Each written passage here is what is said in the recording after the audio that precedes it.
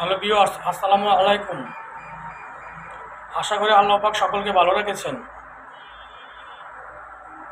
আপনাদের সামনে আরেকটি নিউজ নিয়ে চলে আসলাম।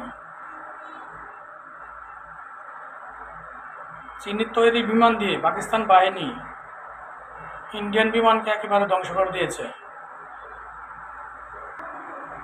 পাক ভারতের খেলা শুরু হয়ে গিয়েছে। সবচেয়ে বড় কথা হচ্ছে, দুই দেশের যুদ্ধ লাগলে শুধু যে তাদেরই ক্ষতি হবে এমনটা না, প্রতিবেশী দেশগুলোরও অনেক ক্ষতি হয়। আরেকটা বিষয় হচ্ছে, এই যে দুই দেশে যুদ্ধ লেগেছে, এটা নিয়ে আমাদের খুশির কোনো কিছু নেই।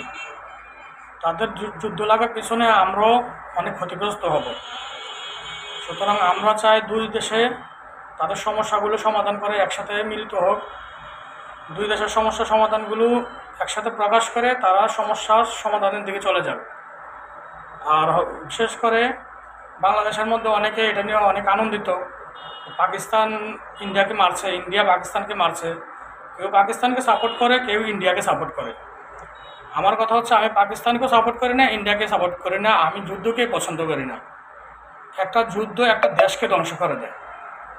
সুতরাং আমরা যুদ্ধের দিকে এগিয়ে না গিয়ে সমাধানের দিকে এগিয়ে যাই। হয়তো কারো একটু ক্ষতি হবে, কেউ একটু লাভবান হবে বেশি।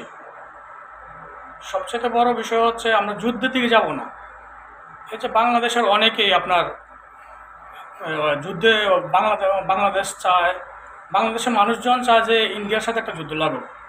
এমন ফেসবুকে এমন এমন দেখি, যখন ইন্ডিয়ার সাথে যুদ্ধটা লাগবে বাংলাদেশটা কতটা পিছিয়ে পড়বে এটা কল্পনার বাইরে। সুতরাং আমরা যুদ্ধ চাই না, আমরা হানাহানি মারামারি চাই না। আমরা চাই সমস্যার সমাধান। কারো একটু লাভ বেশি হবে, কারো একটু ক্ষতি হবে। সমস্যার সমাধানে এমনই হয়, সমান সমান খুবই কম হয়। সুতরাং আসুন আমরা যুদ্ধকে না বলি। আজকের ভিডিওটি এ পর্যন্তই। আল্লাহ হাফেজ।